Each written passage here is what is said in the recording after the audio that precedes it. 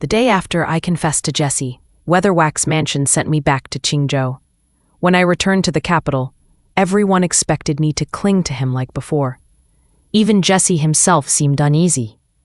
A sister being in love with her brother, what could be more disgusting? To kill off any lingering hope, he threw himself into wine and women, frequenting brothels and taking mistresses. In a private room at the fan pavilion, he had his arm around a new beauty, wearing a smug smile. If Karlene could just clean up those dirty thoughts of hers, we might still get along. He thought I was still pining for him. What he didn't know was I'd already accepted a marriage proposal in Qingzhou. This time, I'm back for my wedding. When the waiter pushed open the door for me, Jesse was in the middle of playing around with his new flame. The moment they saw me, silence slammed into the room. Jesse's eyes skipped over mine. Then he pulled the woman in tighter. "Karlene?" Someone finally broke the quiet. "When did you get back?" Everyone snapped out of their daze at once, falling over themselves to stand between me and Jesse, like they were expecting me to throw myself at him. The air had turned weird. People started talking all at once. "Qingzhou's so far. Why didn't you send word you'd returned? You must be tired after such a journey. Come sit. We'll get more dishes brought in." I shook my head lightly, glanced at the door plate, and gave a soft laugh. "They took the wrong turn. I won't disturb your fun." Before I could finish, a soft sound came from inside. Jesse was kissing the woman, his hand lifting her chin. He didn't stop even as he watched me directly, eyes cool and detached. Not until she gave a little breathless whimper did he finally let go. Then he looked at her, with unmistakable tenderness. "Olivia's so delicate. How's she gonna handle real life?" Her cheeks turned a bright red as she leaned shyly against his chest, voice trembling. "You always tease me. Mother says we shouldn't be too close before marriage." Jesse's fingers idly played at the back of her neck, voice low and amused. "Then let's get married." She froze, then broke into a smile. "Seriously?" Jesse gave me a mocking glance. "Of course I'm serious." Then he kissed her again. At that point, no one gave me another look. The whole crowd started teasing the couple instead. I looked away and quietly closed the door behind me, turning to leave. Then someone called out, "Karlene." I stopped and turned. It was Jesse. His gaze had darkened, resting on my face. "Why didn't you write before coming back?" "I did," I said. "Letter must not have reached you yet." "Have you seen father or mother yet?" I didn't respond. He pressed on. "You just showed up out of the blue, didn't even pay them a visit before coming here." I clenched the handkerchief inside my sleeve. The candles crackled softly nearby. I couldn't take it anymore. "What are you trying to ask, exactly?" He hesitated, about to say something. "I'll see mother later. I've got other things to do today," I said, lifting my skirt and about to leave. But Jesse stepped in my way again. I stared at him, confused. His brows were drawn, eyes fixed on my head, his tone tight. "Where's the hairpin I gave you?" I froze. Then it hit me. He was talking about the jade hairpin he gave me 4 years ago. I lowered my eyes and said flatly, "I sent it back to Weatherwax Mansion. It should arrive in a few days." In the capital, when a man and woman were in love, a gifted hairpin meant deep affection. Back then, I thought the hairpin meant he had feelings for me. So I wore it every day. Jesse's brows furrowed even deeper. He grabbed my hand, his grip tighter now. "If you don't like that one, I'll bring you a new one tomorrow." I was about to refuse when someone beat me to it. "Jesse." It was the same woman who had been leaning against him earlier. She walked over gracefully, clinging to Jesse's arm. Her smile was soft and polite as she looked at me. "You're Karlene, aren't you? We met before, right before you left for Qingzhou." I frowned, thinking hard. "I don't remember." "That's fine," she said, still smiling. Then her gaze swept over me, surprise flickering in her eyes. "That dress, isn't it from 3 years ago?" She tilted her head, all sweet concern. "Qingzhou must have been tough. No wonder you couldn't even get a new dress." I have a few that are basically new, only worn once. I'll have someone send them over. Don't be shy. I shook my head. No need. You can keep them. If there's nothing else, I'll be leaving now. I lifted the hem of my dress and turned to leave. Downstairs, I hurried to the front desk, trying to ask for directions again. But before I could speak, I caught a glimpse of a familiar figure from the corner of my eye. Gamaliel stood quietly in a dim corner, his dark robe blending into the night, his features sharp and unreadable. He was too far for me to see his expression, but I could feel his anger. I clutched my sleeve and walked over, but before I could speak, he did. You went to see Jessie. I nodded, then shook my head quickly. They led me the wrong way. I was trying to find you. Frustration boiled up in my chest.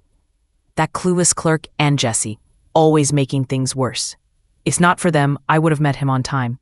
Before I could think of how to calm him down, his hand closed around my wrist, and suddenly I was being pulled out of the place. It's been days since I returned to the capital. Gamaliel only just arrived today. He skipped court festivities just to see me sooner. And I left him there, waiting. No wonder he was mad. Inside the carriage, Gamaliel was holding me tightly by the waist. He was definitely upset. His fingers brushed over my burning ear, his voice low. Maybe I really should keep you locked up in the Eastern Palace, so you can't run off. My palms were breaking out in sweat, and just as I was about to say something, a voice called from outside. Your Highness, Jessie said respectfully. Forgive me for not greeting you earlier. I've prepared some wine above if your Highness would. No need, Gamaliel cut in, his tone icy. I tucked into his chest, grabbing handfuls of his robe, straining to hear what came next from outside the carriage.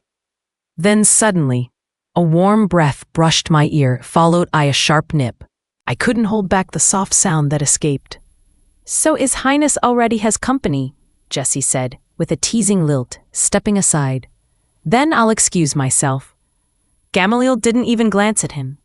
The hand around my waist tightened just a bit, as if punishing me for even looking in Jessie's direction. The carriage rattled along the stone-paved street. Gamaliel was the crown prince. Jessie, once his study companion, used to be constantly by his side. Back then, because of Jessie, I often saw Gamaliel too. A study companion should have been a close confidant. But unlike the other two, Jessie wasn't given any real responsibilities after their coming of age. Anyone could see the tension between them. Gamaliel wasn't exactly hiding his displeasure with Jessie. Back then, I couldn't figure out why, until the day I was sent away to Qingzhou by the Zion, and Gamaliel chased after me. Then everything clicked. Turned out he'd been jealous all these years. The carriage rocked gently as it rolled through the alleyways. Gamaliel held my hand tightly, pressing slow, lingering kisses on my neck. There was a heat in his eyes, thick enough to be felt in the air. When the wind blew a few raindrops through the carriage window, he bit my lower lip hard enough to sting. Then he pulled back. 2 years in Qingzhou, he said, thumb brushing across my lip with a deliberate pressure. And the moment you're back, you go looking for him. I'm not amused. I opened my mouth. There's nothing between me and him anymore. Can you not be so jealous for once? Still sulking, he wouldn't let it drop, so I had to loop my arms around his neck and sweet-talk him until he relented. The carriage rolled to a stop in front of the place I'd bought in the capital. He finally looked settled as he stepped down and left. Just as I turned to head inside for some peace, someone knocked on the gate. It was Olivia's people. The matron leading the group had a face that said she was here to cause trouble. Our young lady thought Miss Yue wouldn't dare come back to the capital, she said, tone sharp under a thin smile. After all, your little declaration to your brother back then caused quite the stir, didn't it? Covering her nose with a handkerchief, she smirked. But since you've spent 3 years out in Qingzhou, we suppose you've had time to reflect. Our young lady just wants you to keep your eyes off what's not meant to be yours, she added, voice oozing false sweetness. If you can manage that, there's no reason we can't all get along. At her signal, A few young maids stepped forward, holding dresses in their arms. These are all from our young lady. They're the latest styles in the capital. After all, Miss Yu is still the Zion's adopted daughter. That rustic taste from Qingzhou might have worked there, but now that she's in the capital, she really should update her wardrobe. Dora, my maid, was so angry she nearly stormed over to slap the old woman. I stopped her with a glance. Back in the capital now, the last thing I want is to stir up more trouble. No matter what, the Zion is still the Zion. So of course, my return didn't stay a secret for long. They sent people over several times to invite me back, but I used illness as an excuse to refuse. I've been purposely avoiding people from outside. But there was no avoiding the spring banquet hosted by Her Highness the Princess. I arrived late. The place was already packed. 2 years ago, the scandal between the Weatherwax siblings had been dragged into the public eye as some kind of weapon against the Zion. It spread like wildfire. So even though I kept my outfit plain and modest, the moment I showed up, I felt the stares. Women hid their smirks behind painted fans, whispering to one another, their eyes lit with gossip. I was hoping to find a quiet spot to stay out of the way when I turned and locked eyes with Mrs. Zion. She froze for a moment. Then her face twisted briefly with barely hidden disgust. She forced a smile, tugging Olivia up beside her. "Karlene, come greet your future sister-in-law," she said cheerfully, but the way she emphasized sister-in-law was cutting. I hesitated, then forced a polite smile and walked over, nodding slightly.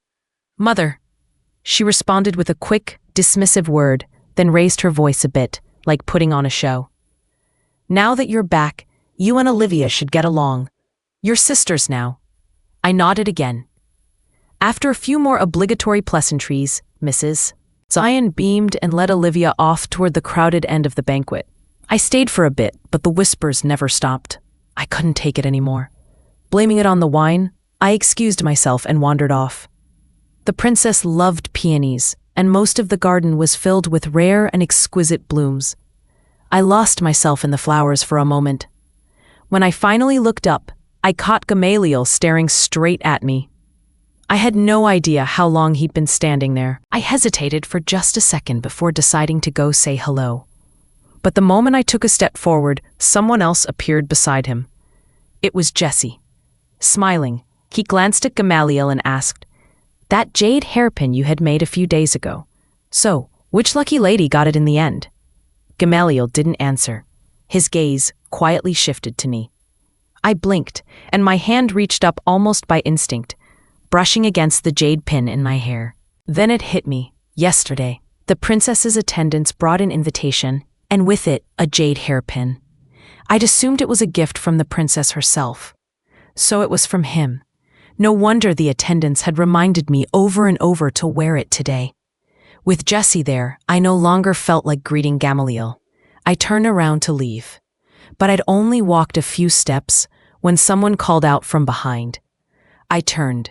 Olivia walked up, smiling sweetly. She reached out, her fingers brushing lightly over my pale blue robe. "Sister, you're still wearing these outdated clothes. I gave you a few dresses just yesterday, didn't I?" I frowned and stepped around her to leave. Again, she stepped in front, her smile gone, voice sharp. "Madame Zion invited you more than once and you didn't show. I thought maybe you had some decency, didn't dare face Jesse. But looks like you're sneakier than I thought. Coming to this banquet to throw yourself at him?" I followed her gaze toward Jesse in the distance, only feeling a heavy weight settle on me. That wasn't what had happened at all. That your mother would even consider letting someone like you into the family? I gave her a dry smile. She must be incredibly tolerant. "You." Olivia's face twisted, and she raised her hand to slap me. But just before her hand made contact, she suddenly let out a shrill cry. Then she pitched forward, face down, right into the hedge. It all happened so fast, I instinctively reached out to steady her, but she curled up in the bushes, trembling. The fierceness from earlier vanished, and she started crying like her heart was breaking. "Karlene, it's not that I don't want to let go. You and Jesse may not be blood siblings, but you've lived like brother and sister for years. How could you even think about being with him? Jesse's promised me a future together. Please, I'm begging you, just step aside. Can't you let us be? She looked like a wilted flower, a few fallen petals still clinging to her robe. Her voice trembled like she'd been wronged, all pitiful and fragile, enough to make anyone watching feel sorry for her. People were starting to gather. I really didn't want to be part of whatever game she was playing. If you want to throw yourself on the ground, go ahead. I turned to leave, but she yanked on my shawl again and wouldn't let go. Her grip was so tight, I had to tug several times and still couldn't free myself. Karlene! Someone shouted my name. Before I could react, a sharp slap lit up the side of my face. The hit was so hard, it knocked the jade hairpin from my hair. Gasps rippled through the crowd. Clutching my cheek, I looked across the crowd at Gamaliel and shook my head. Jesse stood frozen, his hands still in the air, eyes wide in disbelief. I didn't mean to. Before he could even finish, Mrs. Zion stepped forward. Karlene, wasn't 2 years in Qingzhou enough time for you to think about what you've done? You already crossed the line with that disgraceful mistake in the past, and now you raise your hand against your future sister-in-law? Are you completely out of your mind? What have I done to deserve this? To raise such an ungrateful, shameless child? She jabbed a finger at my face, calling me everything from unfilial to worthless. The sting from Jesse's slap still burned, but her words cut even deeper. My father served under Weatherwax, fighting battle after battle. He was killed trying to protect his commander. My mother died coughing blood the day she buried him. I had no one, not until the Zions took me in. But looking at Mrs. Zion now, face twisted with rage, I suddenly realized maybe those 8 years of so-called kindness had never meant anything at all. I grabbed the hem of my robe and tore it in one swift motion. The sound of tearing silk rang out at the same time. Mrs. Zion gasped. She pointed at my hand, her fingers trembling slightly.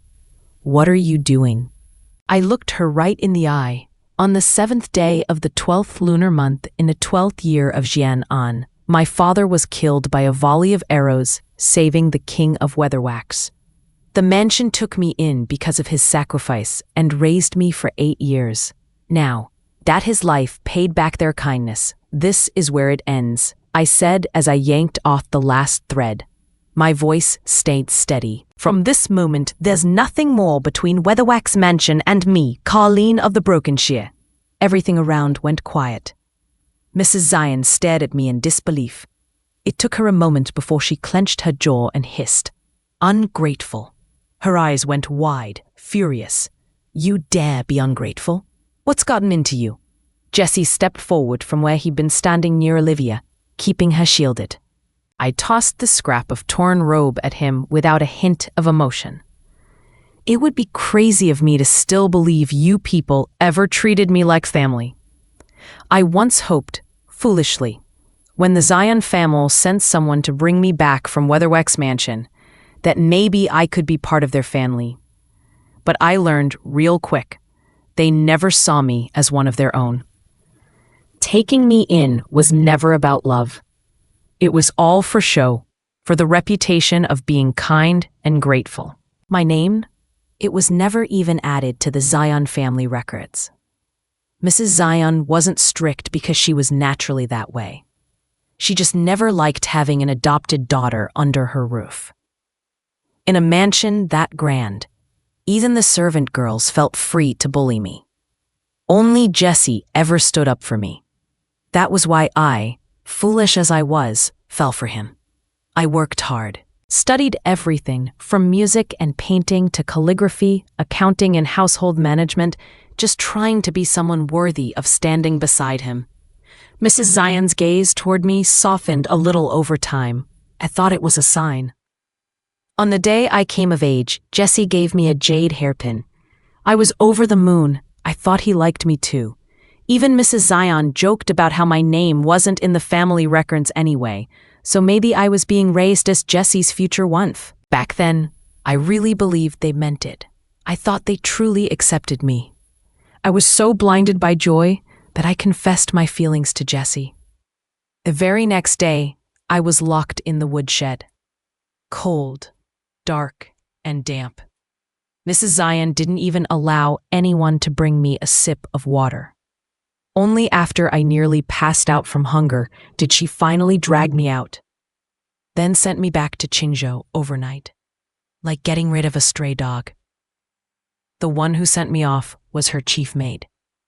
Before I left, she looked at me with scorn and mocked. "You don't even deserve a name on the Song family scroll, and you think you're worthy of the heir? What a joke." Snapping back to the present, I stared straight at Jesse, his face a mix of shock and fury. "I'll take my leave now, princess, young master." Jesse grabbed my shoulder. "Karlene, this is a banquet hosted by the eldest princess, not a place for your nonsense." His eyes were slightly red, his voice low, almost pleading. "Stop this. Just go home and apologize to mother, and you'll still be part of the family."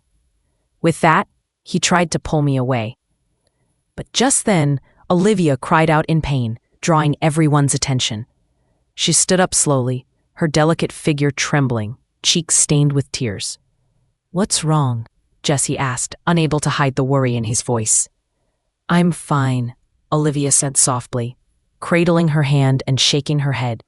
"Jesse, just take Karlene away. It's nothing." "She didn't mean to act like this. Karlene she just hasn't let you go." Then she winced, clearly in pain, sucking in a breath through clenched teeth. Jesse let go of me. He rushed over to her, gently parting her hands. There were several fresh scratch marks across the back of her left hand, blood still oozing. It looked bad. His anger flared. "How could you be so cruel? Forget going back to the Zion. I should have you handed over to the authorities." "Go ahead." I cut him off. "My nails are clean. There's no blood on me, not a trace. So find the officers and let's see who really hurt your precious Olivia." Olivia quickly hid both of her hands behind her back, obviously flustered. Still fuming, Jesse snapped, 2 years in Qingzhou, and you still haven't learned any manners." I didn't answer, just turned and walked off. Whatever manners I have or don't have, it's got nothing to do with the Zion family, or you, anymore. After all the drama tonight, I really didn't feel like staying any longer. I stepped out of the garden where the banquet was held, and before I could take another step, someone grabbed my arm and pulled me into an embrace. It was Gamaliel. I'd been too focused on arguing with Jesse to even notice him earlier. He held me for a moment before finally letting go. His face was dark, those perfectly arched brows drawn tight, and he avoided looking at me. He reached out, gently cupping the side of my face where I'd been hit. He kept his voice low, but the way his eyes softened gave away the worry he was trying to hide. "You won't let me help. You don't let me step in. Weren't we supposed to be a team through thick and thin? If you keep pushing me out like this, don't expect me to interfere again." "I'm sorry," I said honestly. "Don't be mad, please. I'm fine now, really. It doesn't hurt anymore." He turned his head away, still refusing to meet my eyes. I reached out and held his fingers, speaking slowly. "This whole thing with the Zion, it's between me and them. You're doing just fine without getting mixed up in this kind of mess." He suddenly tightened his grip on my hand and looked straight at me. "I'm doing it because I want to." I froze a little at that, and suddenly those days in Qingzhou came flooding back. After the Zion dumped me back there, they cut me off completely. The family estate my parents left had long been divided up by my uncles. When I returned, they thought I was there to fight over inheritance. They made things hell for me. As a young woman with no one to back me, I had to navigate that nest of vipers just to stay afloat. That's when Gamaliel showed up, hiding his identity in Qingzhou, and offered to help me win back what was mine. I turned him down. At the time, I thought Jesse sent him, and I didn't want any charity. Pride's a hard thing to swallow.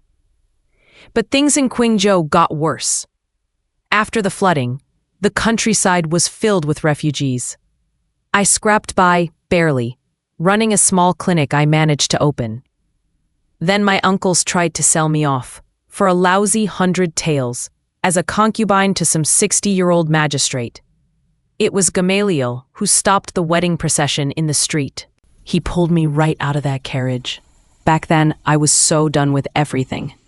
I asked him why he even bothered, and he told me the same thing, because I wanted to. Even a fool could see how he felt about me, but I'd lost too much already to gamble on love again. So I pretended not to notice, stayed in Qingzhou, and threw myself into healing the sick with what few skills I had left. In that half year dealing with the flood, I started seeing him more and more. People in Qingzhou didn't know he was the crown prince. They just thought he was another official, so they'd joke about us all the time. Said we worked so well together, might as well be a married couple. They had no idea who he really was, but I did. So when he came to me, again, confessing how he felt, I backed off. I mean, I wasn't from a good family, and rumors about me were already flying everywhere. I wasn't even sure I'd qualify as a concubine. He was talking about marrying me out of nowhere? Probably just a whim. Just like how Jesse once gave me that hairpin. It didn't mean a thing. But the more I pulled away, the more I told him we didn't make sense. The more he dug in his heels. He even went to the Empress to ask for a marriage edict. Not for me to be a concubine, not a consort. He wanted to make me his wife.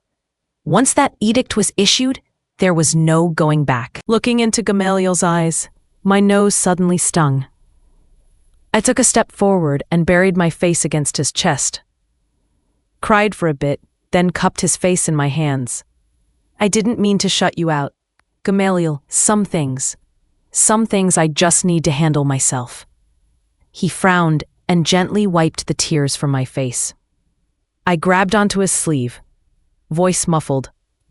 Like that marriage edict, something only you could ask for. His tense brow finally relaxed. He took my hand and kissed it softly. With eyes full of warmth and a quiet voice, he said, "That's the last time. No more doing things like this on your own." I laughed a little and hooked my arms around his neck, touching my nose to his. "All right. From now on, I'll talk to you about everything." Gamaliel wrapped his arms tighter around me, pulling me close. We were wrapped up in our little moment when Jesse suddenly showed up, yelling, "Karlene! Karlene!" while looking around like he'd lost something. Right behind him was Olivia. "Don't worry, Jesse," she said quickly. "Karlene was just upset. I'll go apologize to her myself. She'll calm down and come back on her own." Hearing that clearly hit a nerve. Jesse stopped calling out my name and snapped. "Apologize to her? For what?" I ignored her for 2 years, hoping she'd learn some humility. But all it did was make her even more unreasonable. The way he said it, he couldn't have sounded more annoyed. I'd always known I didn't mean much to Jesse. That's why he didn't say a word when I was sent back to Qingzhou. Why in the 2 years I was away, he didn't bother to send a single message. As I heard him chatting with Olivia somewhere nearby, my mind couldn't help but drift back to the days at Weatherwax Mansion, when he'd guard me like I was made of glass. A soft bite on my lips snapped me out of it. Gamaliel had his arm around my waist, deepening the kiss. He was punishing me again for zoning out. I gave his lips a gentle peck in return, a quiet apology. The corners of his eyes tinted red as he muttered with a hint of jealousy, "He's not better than me." I let out a quiet laugh, a bit surprised he'd feel threatened at all. Right as I leaned in to kiss him again, someone behind us cleared their throat. I flinched, and before I could react, Gamaliel had already moved me behind him. I clutched at his sleeve, peeking out from behind his back. The woman approaching us was striking, dressed head to toe in fine garments, with peonies and phoenix hairpins adorning her neatly styled hair. A long trail of maids followed closely behind. Gamaliel frowned. "Aunt," I felt a rush of panic and unconsciously gripped his sleeve tighter. Still, I forced myself to step forward beside him and gave a proper bow. "Peace to your highness." The princess narrowed her eyes, trailing her long gown as she walked toward us, a wide smile spreading across her face. "So you're Karlene?" I nodded, my palms damp with nervous sweat. "Yes, Your Highness." In noble families, marriage was all about status, and even more so with the imperial family. Gamaliel took half a step ahead of me, shielding me once again. "Don't scare her, Aunt." She gave him a snort in reply, walked over, and looped my arm through hers like we were old friends. Her glare at Gamaliel was anything but gentle. "No, you're the one bullying the poor girl," she said, dragging her off to some quiet corner in broad daylight. "What were you planning, huh?" "She should be with me," Gamaliel muttered. I stood there stiff as a board, startled by the sudden closeness, having no clue what I was supposed to do. The Princess Royal smiled warmly, truly like someone out of a painting. "No wonder Gamaliel went on for 20 pages praising you when he asked for the marriage decree." "Wait, what?" I turned to look at him. Gamaliel's ears turned a deep red. "Aunt, please, don't bring that up." She ignored him and gently looped her arm through mine. "You handled yourself so well during the banquet earlier. Calm, poised, especially for someone your age. Honestly, he's the one lucky to have you." I had no idea what to say to that, so I just kept smiling politely. Then she suddenly stopped walking and looked at me. "You're wonderful in every way, except for one thing." My stomach dropped. I clenched my hands before I could stop myself. "You're too thin," she said, lightly pinching my waist, her tone turning a bit regretful. The wedding dresses I had prepared might be too loose. She paused, then added, "Why don't you stay here at the princess's residence and get ready for the wedding?" "Yes, the Ministry of Rights handles the crown prince's marriage officially, but they'll miss things. Besides, I really like you. If anything doesn't fit, I can have new dresses made for you right away. I'm the quiet type. It's not easy for me to handle this kind of enthusiasm." Thankfully, Gamaliel noticed how uncomfortable I looked and helped politely turn down some of her more generous offers. After that day, word of the crown prince's upcoming wedding began to spread. No one knew who the crown princess would be, but as Her Highness said, all the planning was now under the ministry's charge, leaving me with some peace and plenty of time to lounge in my small courtyard, sipping tea and chatting with the maids. Life wasn't bad at all. Well, aside from some trouble from Weatherwax Mansion, Mrs. Zion seemed convinced I still had feelings for Jessie. The day hadn't even been set yet, but she sent a wedding invitation over anyway. There was a letter, too. In it, she made it clear I was never good enough for her precious son. Olivia played her part as the gracious future sister-in-law, sending over her old hairpins and jewelry out of concern for my pitiful state. As for Jessie, his tone couldn't be more different.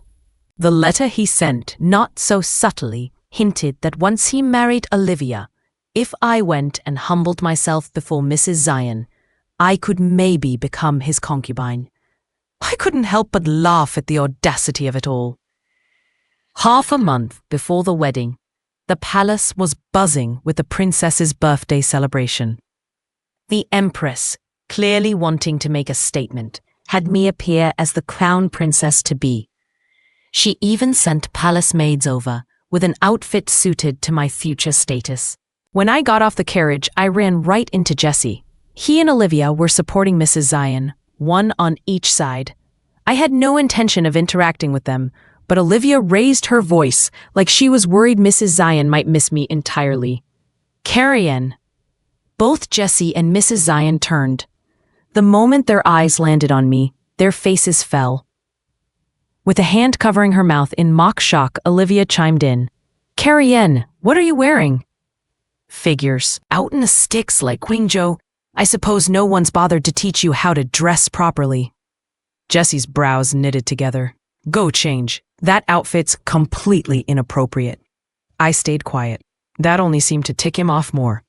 "No matter how flashy you dress, it's not going to change a thing. So stop wasting your time." I honestly had to stop myself from rolling my eyes. All I wanted was to get far away from them. But Olivia clearly wasn't done, putting on her sister-in-law authority like a badge of honor. "Don't blame me, I speak for mother. This is the princess's residence, not some marketplace. If someone important sees you like this, it won't end well. You should just leave now before you embarrass yourself further." Mrs. Zion added with a sigh, "Not our own blood after all. No understanding of proper demeanor." Just as she finished, a group of palace maids appeared from inside. Leading them was a fourth-rank lady-in-waiting who served right beside the Empress. They all gave Mrs. Zion a quick bow before walking straight toward me. "Karlene, Her Majesty has sent us to escort you." She stepped behind me after saying that, polite but firm. The look on Jessie and Olivia's faces froze then and there. Whatever they were planning to do or say next, the maidservants cut them off cold.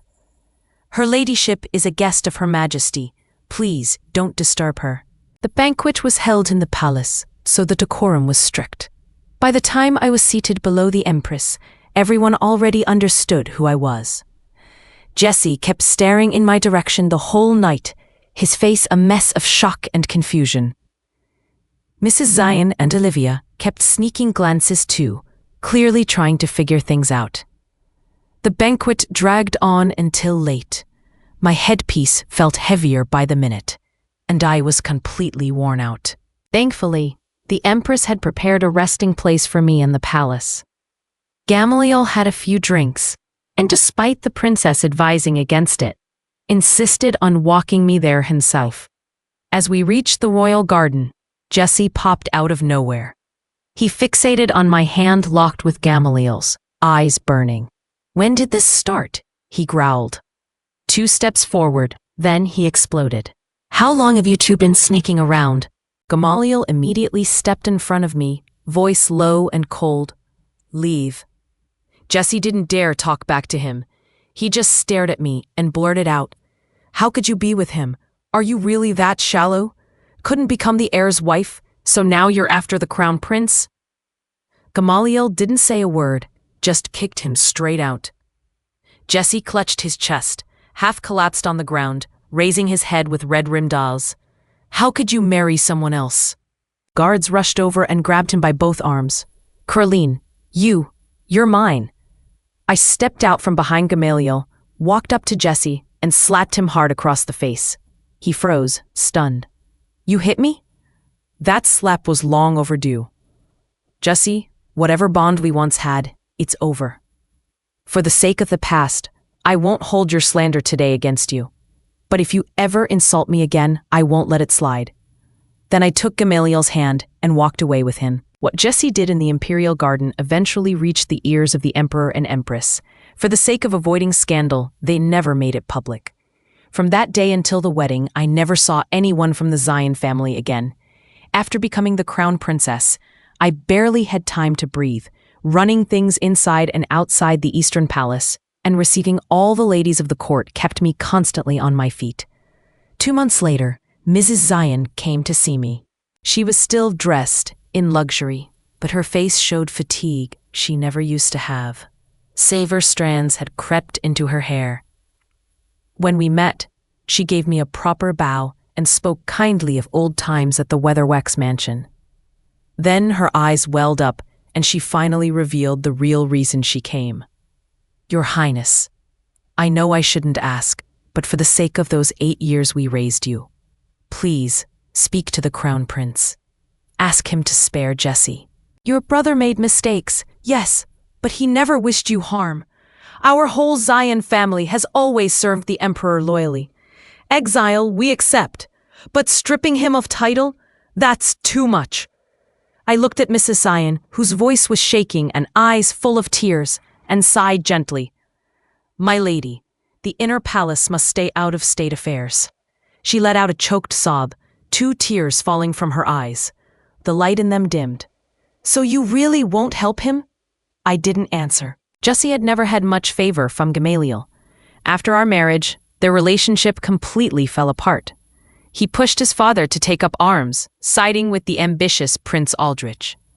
If Gamaliel hadn't acted quickly and stopped Aldrich from leaving the capital, war would have broken out down south by now. With Prince Aldrich taken down, how could the Weatherwax family stay untouched? I lifted my gaze to Mrs. Zion. If Prince Aldrich had won, would you and Jessie have spared me? She froze, unable to say a word. I stood up and left the Everlife Hall. Out in the Eastern Palace, the crabapple blossoms were in full bloom. Gamaliel had promised to drink with me under the eaves today. I couldn't let him wait too long.